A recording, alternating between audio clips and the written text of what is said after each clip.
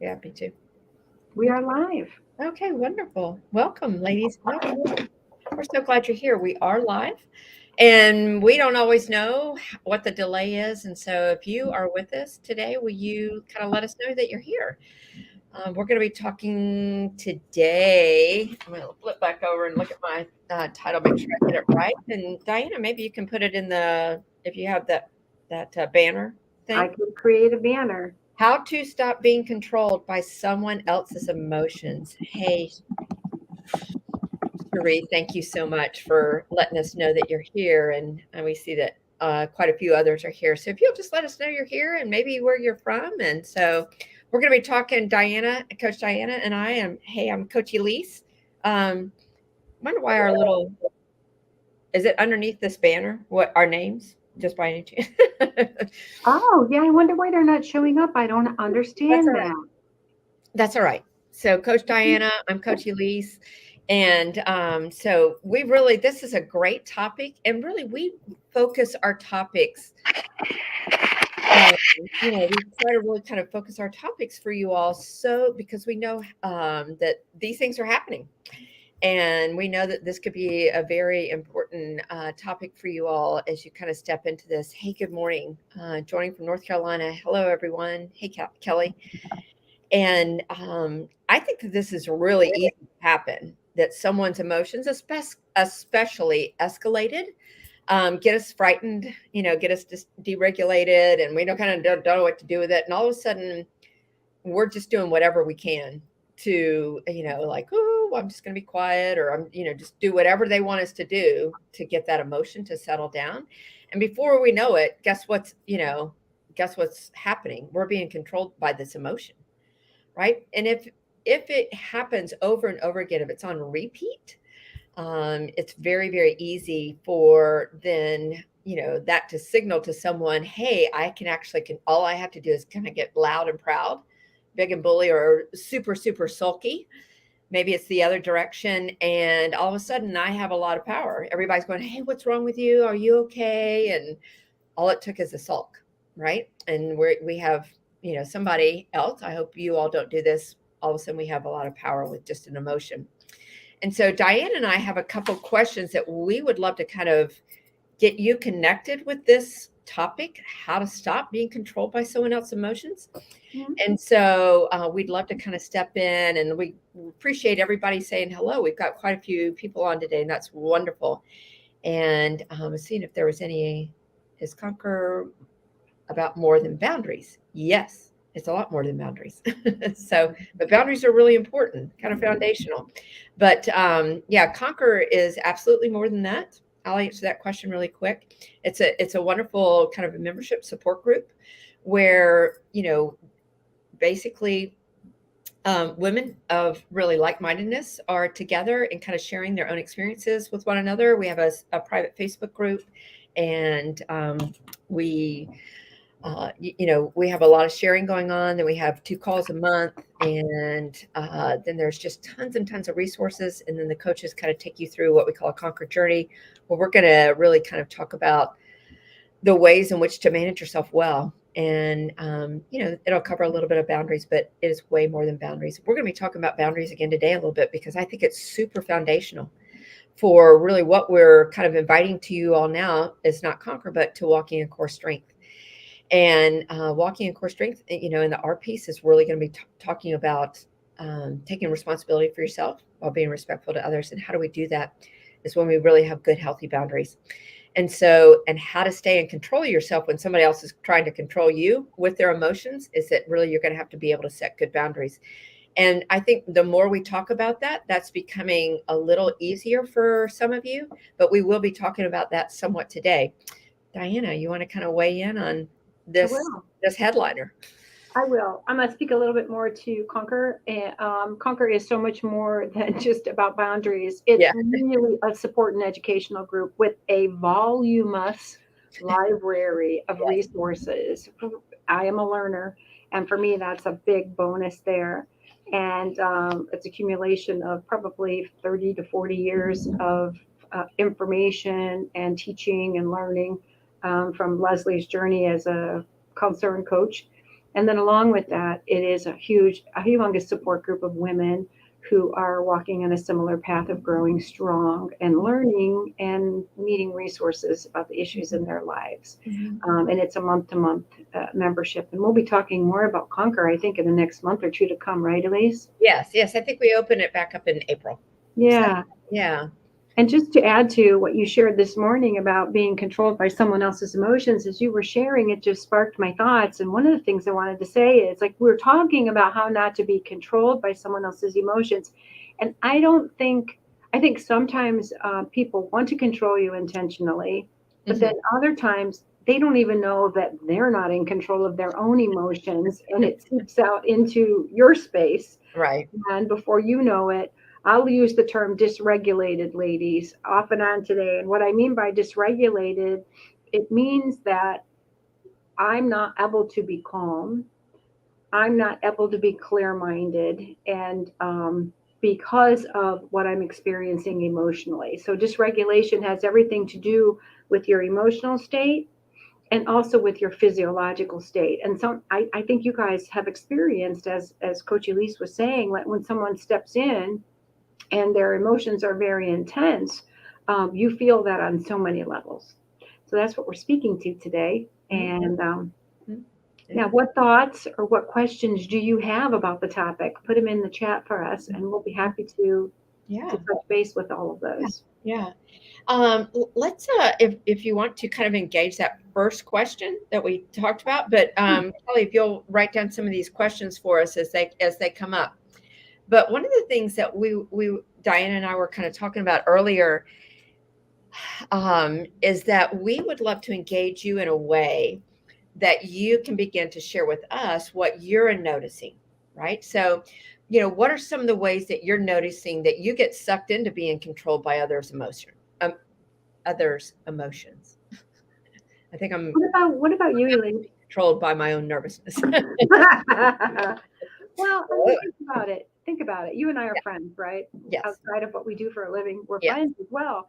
And so let's just imagine a scenario while you're telling us what you notice when in what situations you're likely to get sucked into other people's emotions.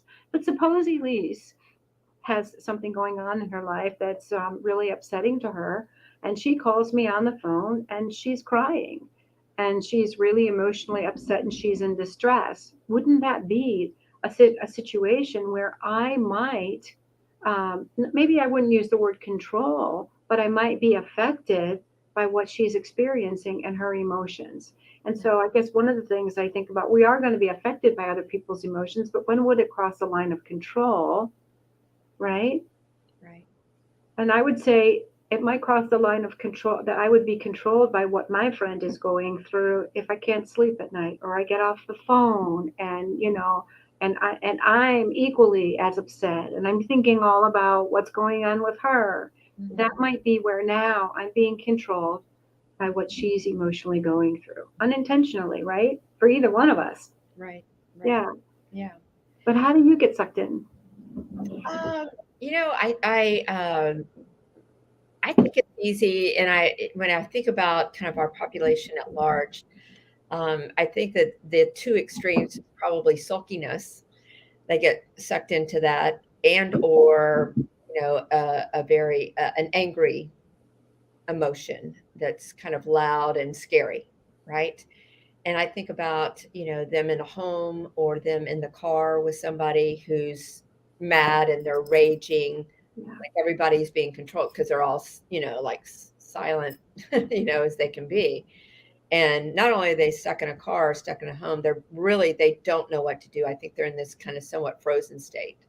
As much as they may like to leave, they're in this more frozen state. And I think that not only are they afraid, but now he's actually controlled their whereabouts, and he probably hasn't even said anything. They just don't even know what to do with themselves.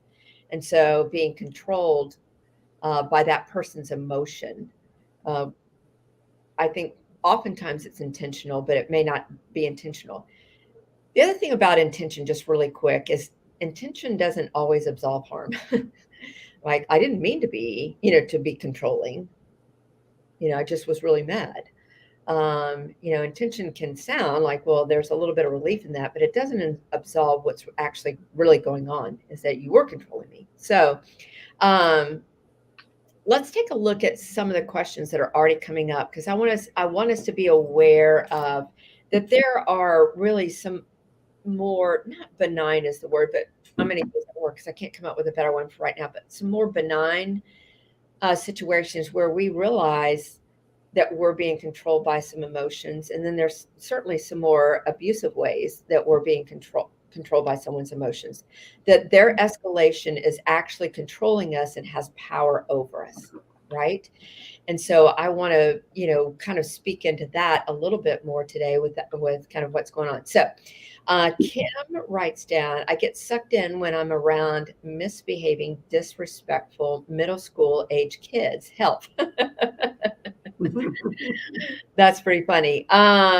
Kim, maybe you'd share with us a little bit more of like how you get sucked in. What do you notice? What's going on? Right? Do you begin to act like a middle schooler? Do you get, more emotional than the middle schooler? What do you mean by you get sucked in? Share with us just a little bit more so we can explain. Dinah, what might you say with that?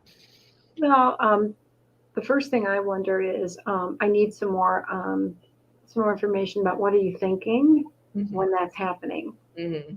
Yeah. And I think we talked about this. Like I'm assuming that our thoughts play a big role in where we go when we're in these situations, right? Right. And so I'm wondering, yeah, she's probably speaking fact. They're probably very misbehaving and very disrespectful. What are you telling yourself about that that's getting you sucked in? Right. And Kim, the next question would be is what emotions am I experiencing in this environment? Right. Where Right. is the intensity coming from? Right. Right. Are you getting angry because they're disrespectful? Right. Which would be a kind of a natural response. But again, as a parent, how would you want to respond to that so that you aren't controlled by their misbehaving? Right. Well, It is, as you were saying, kind of dysregulating you. You can stay, regardless of their emotional well being or not well being, you can stay within your own framework. What were your own emotions? Go. I'm wondering, are these your kids or are you in an environment where you work with these kids? And I'm wondering what you're speaking to about yourself, because I know if I was in that situation, I might be saying some things like, this is awful. This is horrible. I can't stand this.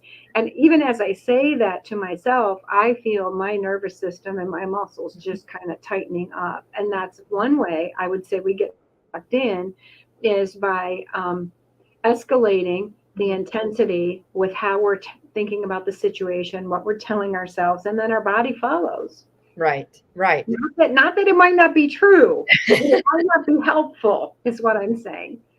Right.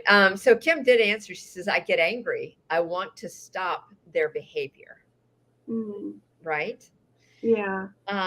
Yeah. So Kim, I would say in that moment, maybe how might your anger be serving not only you, but serving the situation? Good What if question. you were able to create like, oh, you noticed that I'm getting angry, like their behavior's bad, they're being disrespectful, and in essence, it's provoking you emotionally. And so as Diana was saying, like let's stop and think about what are we telling ourselves about this situation. And So go let ahead. me interrupt you for a Yeah. minute, but don't forget your flow because you said awareness. The Right. first thing is awareness of how it's affecting you. Now go on. Yes. So write that down. I would love for all you to kind of write in the chat as we kind of talk about how we're going to stop being controlled, is that we have to become aware that we're actually getting controlled by bad behavior. Yes. Right? It's Like affecting me. anger is Noticing. controlling me. It's like it's making me crazy, right? And Yeah. so I'm not able to stay in my own skin with it. And I think, Kim, I appreciate you being honest.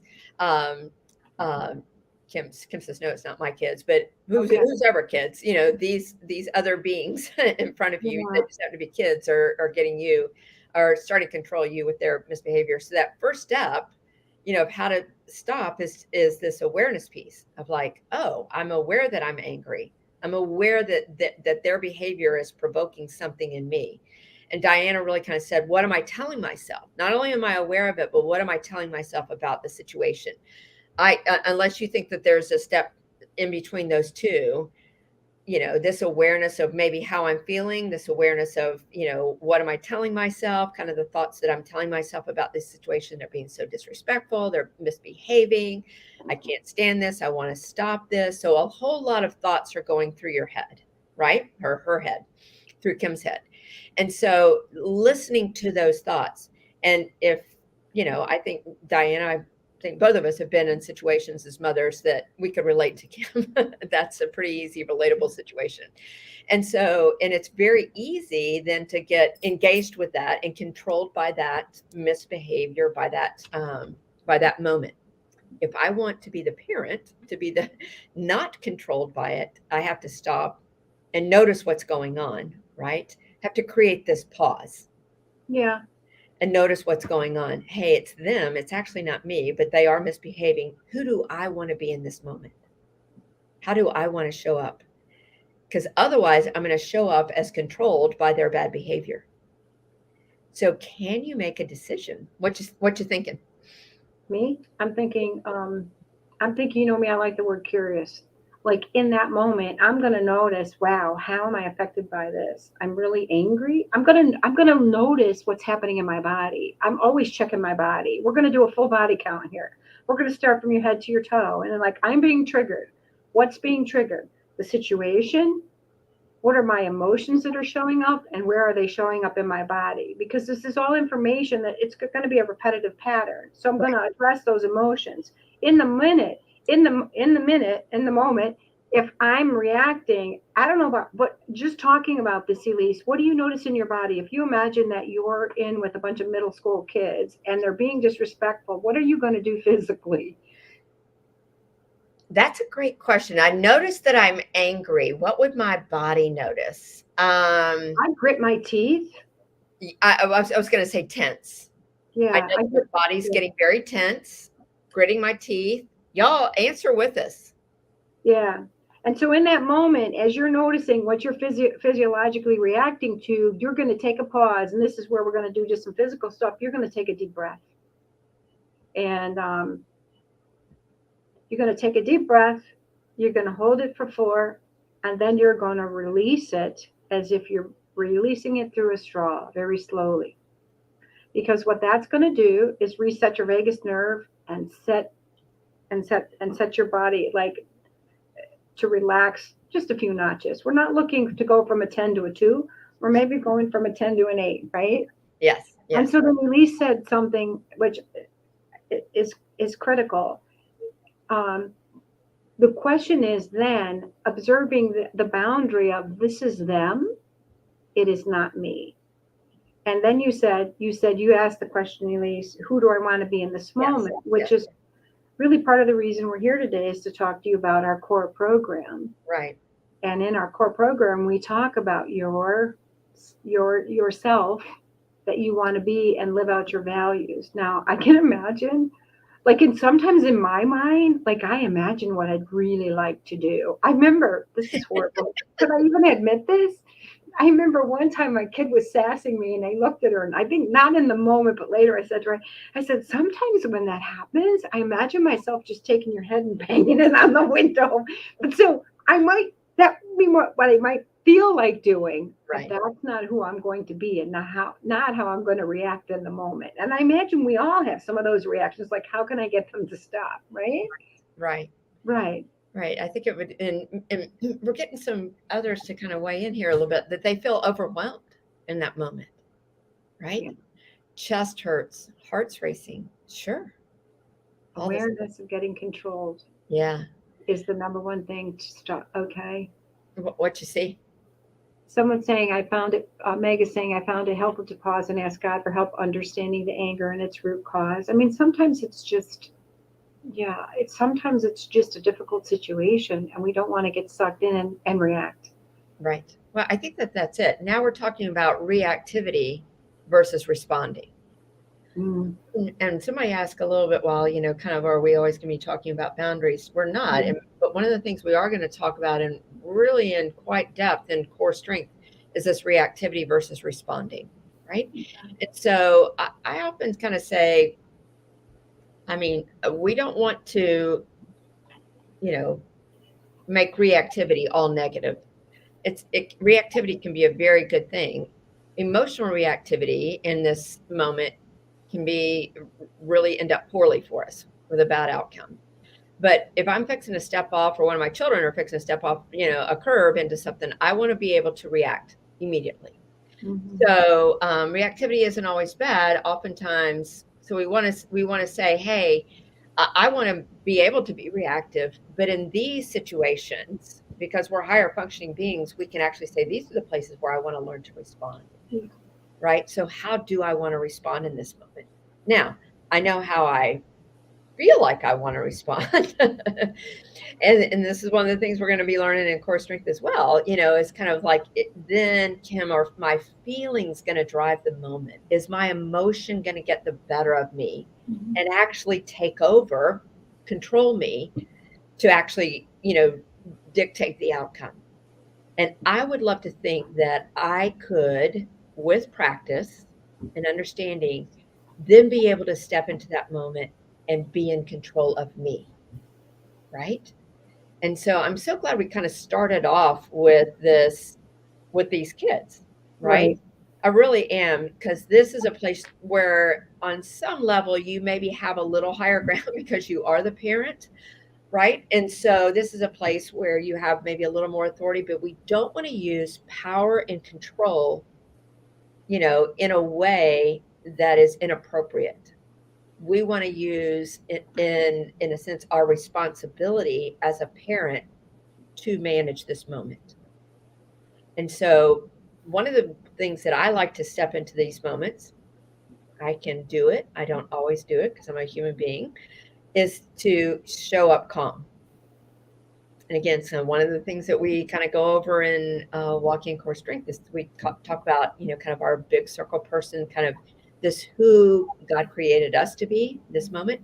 So this big circle, like, so if I want to be calm, I'm going to have to kind of go through this 1 second, like turn around, hold my nose, and go through this 1 second exercise of saying, hey, what's going on inside of me? Because reactivity won't allow me to do that. It's just going to reach for that moment. There's no space in between what's going on and how I'm reacting to it. And so, what I'm going to do is like, hey, I actually have the ability to recreate a better moment here.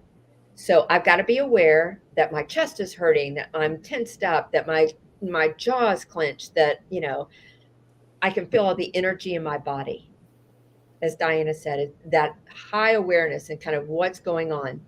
And then, Diana took us through this kind of take a deep breath, hold it for 4, let it out through the straw, reset that vagus nerve.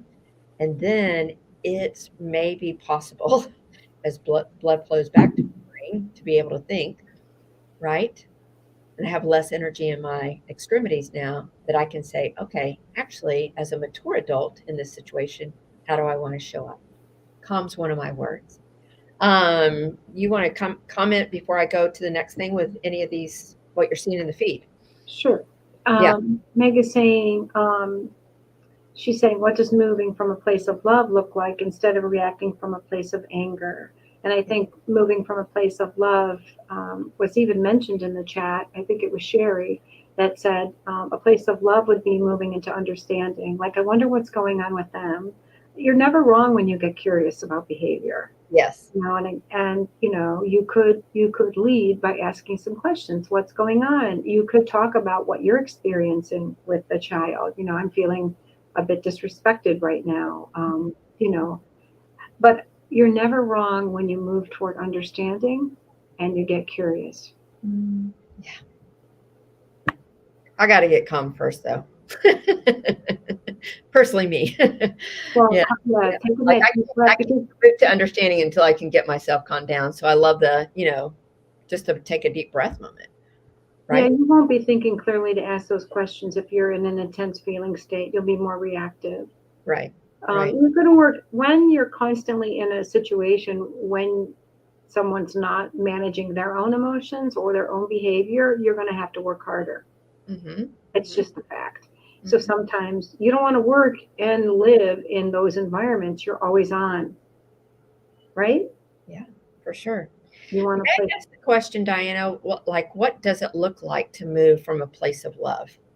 I mean, move from anger into a place of love. Let me see if I can find. Let's see, move. Uh, I I lost it. What does moving from a place of love look like instead of reacting from a place of anger? Yeah, moving from place of love is what when I suggested Getting get, curious. getting curious, asking some questions, wondering not why the person is behaving the way they are, but what's going on and how can I help, Right. right? What's going on right now? How can I be part of the solution? Then I'm stepping into I am not I'm not blending with you in all of this. I'm just kind of stepping back and pausing and saying, is there something I can do to help me understand you, right? Mm-hmm. Yeah. Oh, I love that. I love that so much. And so, ladies, one of the things that we, kind of talk about. So, one of the things could be that I want to show up calm. One of your words could be curious. You could be committed to saying, you know what, I am going to ask a question before I start dictating commands in this moment. You're going to your room and you're going to your room, or you're going to and you're leaving, and right.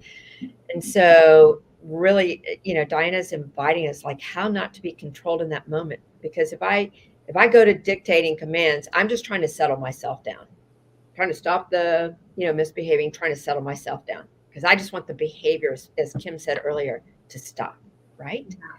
Instead, Diana's given us this great transition, a different path to go. Otherwise, my goal is just to get it all to stop, and I'm still probably in a pretty anxious state. Instead of moving into curiosity and saying, hey, as an adult here, I can really actually say, hey, what's going on, right? What's going on inside of you?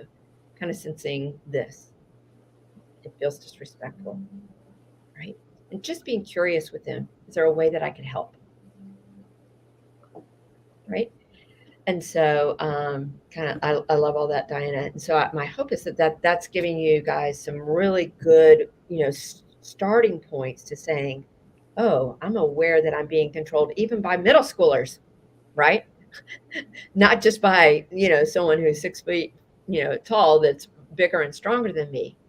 I'm actually being controlled by somebody who's littler than me. We could probably even say that with our toddlers sometimes. Well, Right. I want to ask you this question, Louise. Julie's asking, is good reactivity, does good reactivity involve setting boundaries for myself? Um, And mm, I would say absolutely. It starts with boundaries with ourselves, boundaries in terms of what I will do in right. reaction and response of what I won't do. Right, exactly. I was saying, yes, like, I use the example. I need if I'm driving a car and I need to react to, somebody stopping in front of me, right?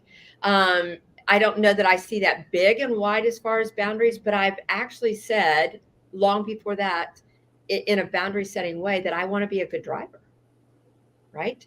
That I don't want to be a careless driver. That's kind of who I am. And when we talk about boundaries, kind of who I am and who I'm not, what I will do, what I won't do. And so that reactivity, or positive reactivity, can be, it's woven in there. And that's why I often say that boundaries, it's not the end all be all, but it is foundational to who we are. It's always, for those of you who were on yesterday, as I was talking about this, it's always about defining ourselves. And so, even in a reactive way, do I want to define myself well or poorly? And I could be reactive in that way, with these middle schoolers, and really define myself pretty poorly. I got a good car boundary. Okay. My daughter taught me this. I mean, one time I honked a horn because someone wasn't moving, like they Uh, just weren't aware. And she looked at me and she says, "Mom, the horn is for danger warning, not for anger." I wasn't really angry in the moment, but what that told me was, she's not wrong. And so that's an example of a boundary you could set for yourself in reactivity. It's like, I'm not going to use my horn for frustration. I like it. I like it. Yeah. Absolutely. I've always wanted, I think I'm going to write GM or something. I've always wanted a toot toot on the horn somewhere, like, you know, and then there's one that's like, hey, danger, danger. And there's one that's like, I can tell you're texting, toot, toot, let's go. Not necessarily anger. It's just like, wake up, kind of thing. So here we go. Let's look at some of the questions that are coming through. Has Kelly given you some, or should we scroll back down? Because I would love to start answering. Let me pull them up. Yeah, I do. Okay, are you ready for those? Or I'm not as good when I can't read it and process it, but go ahead. Let's start trying. Can you talk about holding physical boundaries for our children when a family member sulks or cries for a hug or kiss? Well, that's a hot topic for me. Go ahead. Well, I think what she's saying is an adult is asking a child for a hug or a kiss, and the child does not want to give it. And that is a very hot topic for me. And the boundary is your body belongs to you. You say what, you say when, and you say how, and you enforce that for your child, and you educate the adult. And that I've had to do that before. My child will not be, and they're not comfortable for a reason, and we want to teach them to listen to that. Mm-hmm. And to value their intuition and their judgment. And you can process that with them and ask them that. But yeah, it's the adult who needs some boundaries. We don't force kids to do things they're uncomfortable with in those contexts. Mm-hmm. Exactly. Yeah. Very good. Thanks. I appreciate you saying that, Diana. Let's see, what else do I have? This is wanting me to change the arts. My husband gets moody and sulky when he doesn't get what he wants. Mm-hmm. Often on physical intimacy, and says I've hurt his feelings. He's been rejected. Mm-hmm. So not only is there fallout to wade through as it pertains to how moody or angry he gets, as well as the feeling that it's my fault and he's the one who's hurt. Mm-hmm. It's hard to understand what role I'm supposed to play. Mm-hmm. Yeah. So, well, one, I would hope that you wouldn't play a role. Here, that I hope that you would just step into kind of, really, this is a great question around not being controlled by his sulkiness or his, kind of, he's not throwing a temper tantrum in a big way, but he's throwing a tantrum in a sulky way, that he's not getting his way. Right. And so, and it would be easy to be controlled by that. And so, I again, back to what Diana was saying is, can you be curious with him in that moment? I can see that you wanted to be with me intimately. That's not kind of, I wasn't there at that moment. Do you think that we could talk about that without you going into this sulky place of rejection, right? That maybe there's something going on with me as much as you have your own desire going on. I wasn't, and ladies, the truth is, after kind of early in marriage, real early in marriage, is that for the rest of our lives, we're kind of negotiating. Hey, somebody has a twinkle in their eye, and the other person isn't there at that moment, right? And so, I'm going to kind of globalize. This isn't always true in every relationship, but more often it's men that are, kind of wanting something that, we're not wanting to engage. And so there has to be an active, and I'm going to use a word that can, trigger us all, but there has to be some active submission on somebody's part when someone has, a desire to engage intimately and the other person's not there. And that's going to be true all the time, right? And so, so how do we manage that without, certainly we don't want to be rejecting our spouse unless, but we're like, hey, we're not there. Maybe we can get there, just a minute, hey, there's something else going on, all kind of things to me kind of going on for us. But I love the question because it would be very easy in that moment to be controlled by his comment and by his emotion of rejection, his sulkiness, right? And so can we step back, just like we can step back, take a breath? I'm aware that I can get sucked into like, well, what's my role? So what happens is there's some conditioning that can go on. If I don't get my way, then all I have to do is sulk to get my way, right? And so, which can, further more control. And so being curious in that moment, love what Diana brought to the thing. Curious out of love. I love you. We're in a married relationship. Of course, I want to be with you. The fact that I didn't want to be intimate at that very moment, kind of what's that about when we don't have the same exact desire at the same exact moment? Mm-hmm. Does it always result that I've rejected you? And so, can we have, that's not the way I was feeling at all.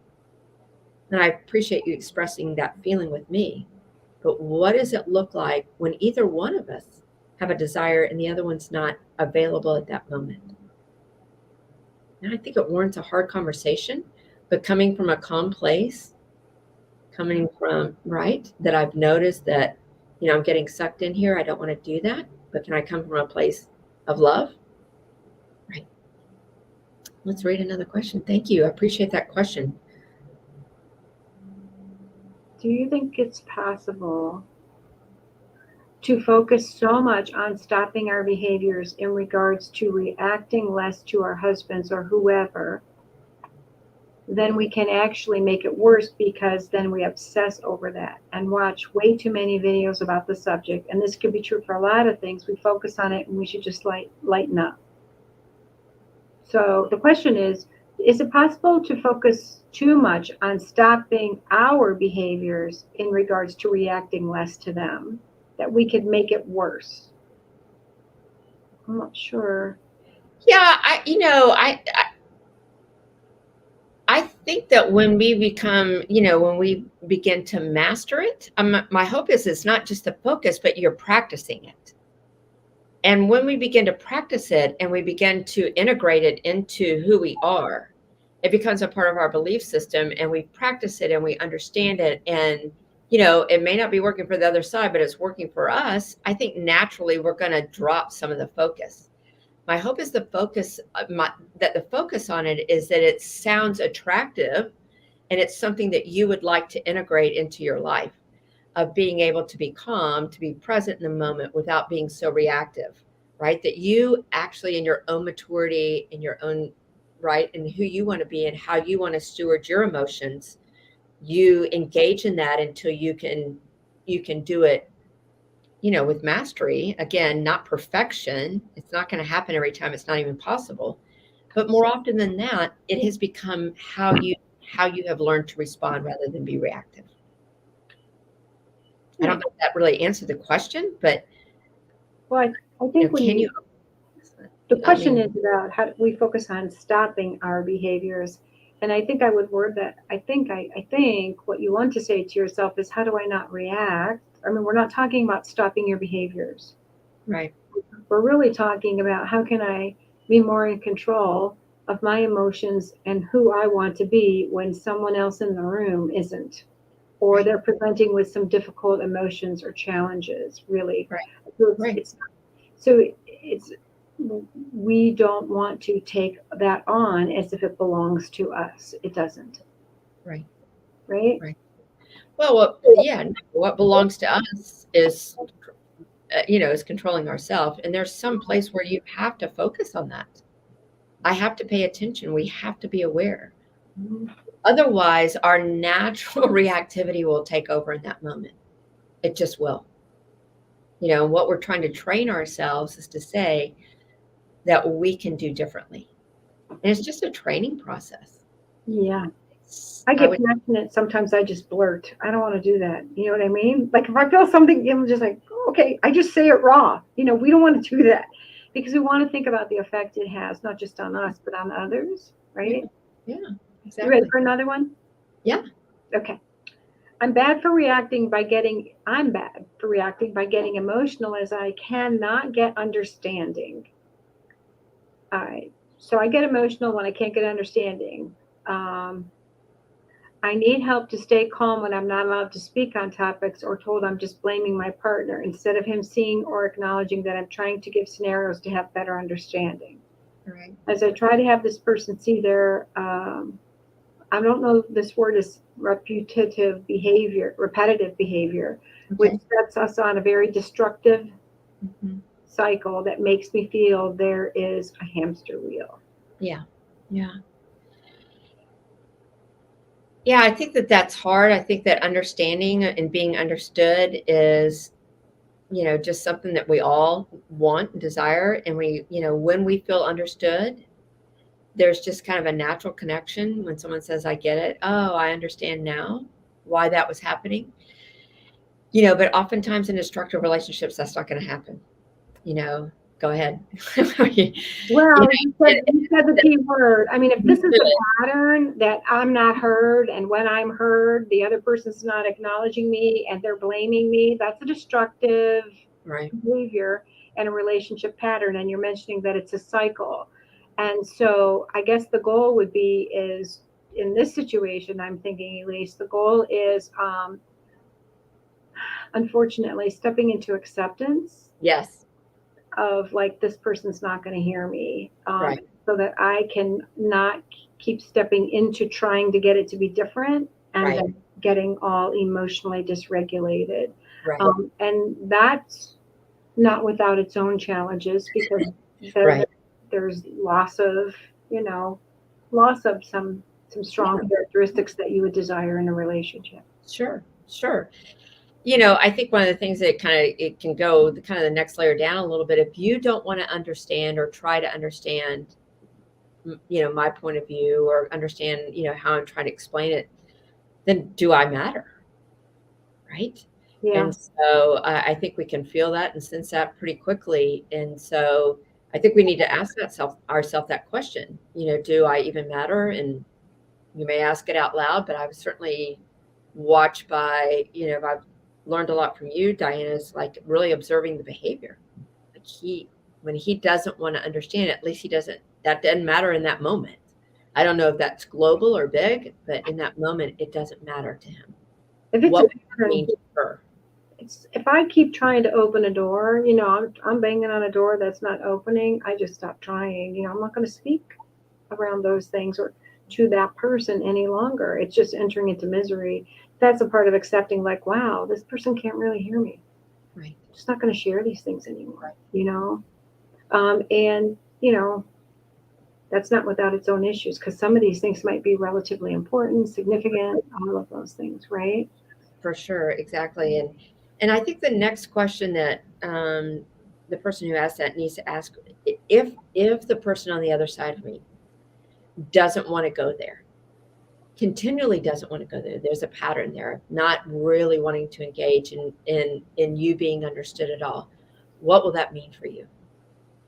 And I would love for you to sit with that question. What will that really mean for me if I'm in a relationship with somebody who doesn't want me to feel understood? Because I think that otherwise you're going to continue to try to knock on that door rather than coming to a place of acceptance around that. Yeah. Next question. All right, we're going to need some more information on this one. How do you handle a narcissistic collapse? And I've never heard that term before, but the way it's defined is extreme emotional fallout from things looking different than they wanted it to. I don't, yeah. How do you carefully navigate communication during this state? Carefully. You're so good. She said, I mean, yeah, like super carefully, But we talked about being controlled. Sounds like there might be some bullying behavior on board, right? Yeah, for sure. Safety is number one, right? Absolutely. Yeah. How do you handle a narcissistic collapse? Extreme emotional fallout from things looking different. I'd be curious what that behavior looks like. Yeah, what that means. A little bit more information would be so helpful. Yeah. And so, and I didn't mean to be funny at all. That I really meant very serious. That this requires high awareness, caution. I would say I would use the word strategic. What's that? I would use the word, like, so when you're in a relationship with someone that you feel comfortable with, that knows you, that you've built a rapport with, there's safety and trust. You don't have to think about what you say. You just get to be you, and you just, and you experience that person. But this doesn't sound like that might be a situation where that could occur. Right. And so the word comes to mind, strategy. you Right. have to be strategic about what you share Yeah. and what you open the door to, because this person is reactive, right? Right. Super reactive with a lot of volume. Right. And it maybe that even the wise thing at that moment is not to do anything. Right. And that can be a choice, ladies. We don't want it to be a repetitive choice, but the wise thing, it's really kind of asking ourselves kind of what's the wise thing for me to do in this moment? And, not engaging is a choice. I don't like that to be the choice over and over again, because then someone wins by these temper tantrums and sulky, right? Loud things. But when you guys talk about an emotional breakdown, like I would absolutely be looking for a little calmer state before I entered into, what I might do. But Diana brings up a really great point is, and it doesn't just have to be physical safety, but, am I emotionally safe to even be here?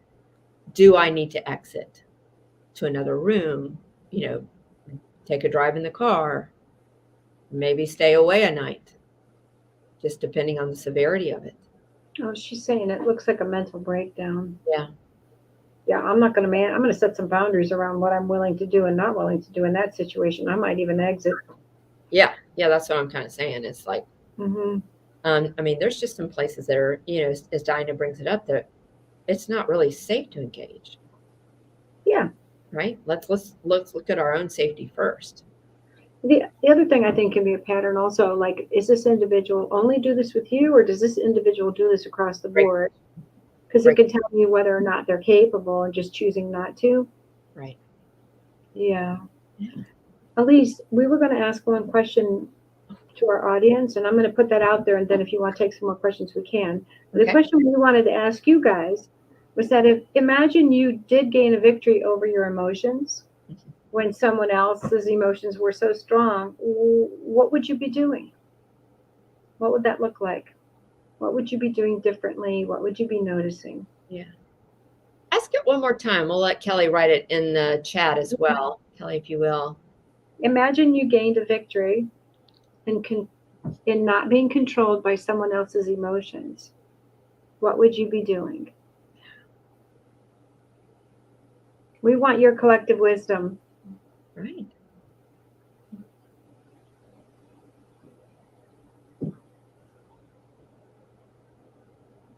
I think I would be speaking more calmly. I might be able to ask some more curious questions. I might feel some freedom.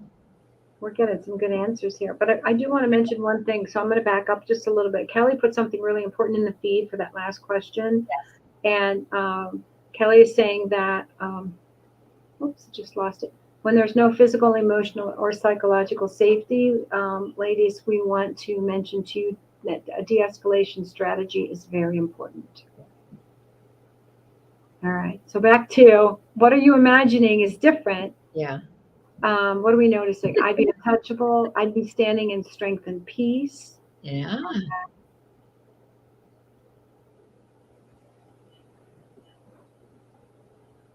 I would say what I imagine, Elise, is that I'm aware of my heart rate and my breath, and I'm working to decrease my heart rate and regulating my breath. And I'm imagining in my mind's eye that there is a barrier between me and that other individual, so that I'm not stepping into that space they're in. My favorite analogy is a crowd drum screen. And so I literally, like that individual's they're playing the drums loudly. Yes. And it is muted on my end. So that almost that clear, we can see them. Yeah. Right? We can see the drummer. Right. That's wow. Someone's saying I'd have more energy, and that is the key. You're going to manage your energy and not, because this is an energy zap. Remember who I am in Christ. Wow, that comes with a lot of power, doesn't it? So many scriptures I think of who I am in Christ, what He's empowered me to, Right. and right. I think Sharon, we asked the question, imagine in that moment that you've gained a victory. What would you be doing in that moment? And also the overall question is, how would it affect you long term? And someone saying, I would have more energy. Mm-hmm. Yeah. I just think there would be some freedom, really, to be me and to walk around with greater ease, right? Not so tense all the time. Mm-hmm. I really, again, if I brought it up in a boundaries framework, when we think about boundaries, is again, it's about self-definition and who I am, who I'm not, what I will do, what I won't do, what belongs to me and what does not belong to me. I know. So we talk about those are his emotions, those are those children's emotions, those are, our neighbor's emotions, those are, the guy in the other car's emotions. They are not my emotions. They don't belong to me. And I'm actually not responsible for them, which is the fourth piece of boundaries. So what is it going to look like for me not to own them or try to manage them because they don't even belong to me? So, how might I, you might say it out loud. I know that I see that you're angry. I can see that you're disappointed. I'm not sure how you're going to manage that. Yeah. But I can tell you're disappointed or I can tell you're frustrated with this. How might you manage your frustration? Not ruminating. Not I think of that. So I want to sing that song, Let It Go. Yeah, let it go. Like, just think of all you could let go of. If you're just saying, you're just watching somebody behind the drum screen, I'm like, I'm letting it go. Yeah. I don't, and sometimes you might let it go and say, I don't even need to respond to this. I'm just going to maybe watch it. I'm just going to maybe walk away. You know what I mean? Especially if it's an adult. Right. Adults, Right. adults are capable of figuring it out and knowing how to behave. Sure. Yeah, I just keep saying, this emotion belongs to him, her, them. It doesn't belong to me. And if, so I need to really take a breath right here and decide why am I engaging? Right. Why am I, feeling controlled by this? It's not even my emotion. So My emotion is fear when they act like that. I need to regulate my emotion because I'm afraid when you're angry, right? I need to take care of me. What's my job to do in that moment? It's not to calm them down. It's to calm me down. I think it's to get safe too, and whatever that means. Absolutely, to get safe. Yeah. Right? Yeah, sometimes you might speak to that if the person is a hearing person, like your intensity is making me feel anxious right now. I'm Right. going to go take a walk. I'm going to leave. You know what I mean? Helping them to understand the impact that it has on you. Right. Exactly. Two things I want to ask you, Elise, or Yes. two things I want to say. Okay. Kelly, could you put in the chat? We have a little time for a couple more questions. So if you could put that in the chat, how people can ask questions and get it to our tracker. I have one more question, but I thought you were going to say something, and I'm sorry I interrupted your flow. Me? Yeah. Seeing if I have a 1 o'clock, and I think I do. Yes. Yeah, we'll have the hard stuff at 1. Okay. Now I lost my train of thought. I'm so sorry. I'm so sorry. When I looked at my calendar really quick, just to double check because I looked up at the time. Something about a few more questions. Oh, one of the things I did want to say is that, ladies, oftentimes, and I want you to recognize this in your own self. I've said it probably more times than I would like to admit when my children were young and in the car. I've said, as long as y'all are yelling at, I can't get calmed down, or, something about you all need to stop yelling so I can drive better, or, something about getting all the noise to stop behind me so that I'm safe driving. Right. And so essentially what you're saying to your children is, I want you to calm me down. Like, you've got to get calmed down so I can calm down. Right. And this is almost what we're talking about today, right? Is that they're, and they may be just playing and getting wild and, being kids back there. It doesn't necessarily mean that they're being disrespectful and everything. But what you're saying is, I actually can't drive the car as long as all this commotion is going on. And there may be, certainly there's some truth to that. But if we turn around and say, y'all, because I need you to do that so that I can drive, right? instead of saying, taking a deep breath, pulling the car over and saying, in order for me to drive well, and be safe, we need a quieter car, not you need to calm me down. Right. And so many times, even when other people are on the other side of us, they don't like the situation. And so they're escalated, and they're basically, their behavior is saying, and their anger is saying, I need you to stop whatever you're doing so I can get calmed down, so I can actually regulate my own emotions. And so be very, very aware that you're not trying to get, or that you're not being controlled by someone who's trying to get you to do something different so they get calmed down. I hope that makes sense. But first of all, I want you to be aware of yourself.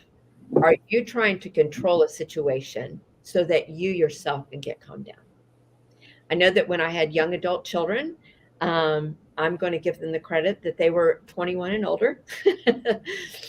That there might have been some, college, whatever going on, some partying going on, very, concerning. And so I know I used to say to them, I'm anxious. I don't think you guys are anxious about anything, but would you help me understand, what your plan is this evening for safety? Right. And so I would own my own anxiety around that. I would be aware of it, because the truth is they weren't, and I didn't want to control them in that situation. But I actually wanted to kind of say, hey, do you have a safety plan? Right. And so super being aware of, are you asking others actually to control, have you been controlling others by getting, you're saying, I need to be calmed down instead of saying, I'm going to calm myself down. I'm going to take responsibility for my own emotions. I'm not going to look to another to calm me down. That belongs to me. Let's answer that last question. Okay, here we go. Is there a way to keep things calm when your partner has no interest in hearing your perspective or finding a solution, yet he says he wants the marriage? Well, we're talking about keeping things calm. I think there is certainly a way to keep things calm, and it's all about your approach, really, with your partner, and then walking in wisdom regarding what he is choosing to do or not to do. So there can be a bit of reactivity there, right, Elise? I want what I want. I want you to engage. I want to find a solution. Mm-hmm. But if he keeps telling you, and we say not with words but with behavior, that he's not interested, will you accept that truth? Mm-hmm. And then what will you do? Right. Yeah. Yeah, Diana, and I think that my hope is that you hear Diana and I both say that we really actually, we don't want to be looking to others, want to calm us down, to make us feel better, to make us feel accepted. And while that is the healthy way relationships should be, there should be this reciprocity of care and trust and understanding, no doubt. That is the way it should be. When it is not that way, can we accept what we have? Yeah. Right. And should, not necessarily, that we're not going to get the reciprocity that we desire and that would be healthier. And so that's a grief and a sadness. But when we continue, we can fight for it forever and still not get it. Yeah. What would acceptance look like as we stepped into that, so that their emotional state, whatever it is, like, get away, I don't want to try to understand you, whatever that is not to have control over your life. It's the first step in core, committed to the truth inside and out. It's very life-changing, and it's really interesting, the nuances in terms of how to apply that to your life, but it's very freeing. Very, very liberating. Speaking of core, do you want to speak to it, or do you want me to? Go ahead, and if you don't mind, I might step off. Is that okay? I've got 1 minute, and I could do it in 1 minute. Ladies, we have just a few spots left in our private group coaching program. There will be no more than 15 women with one of our coaches, and we would like you to consider if this is the next right step for you to join us. We literally start next week. We have just a few slots left. So if you're determined you want to do it, just kind of click the link. You'll find out what opportunities are open, days and times. And we look forward to seeing you there or seeing you here. You have a wonderful day. And thank you so much for being with us.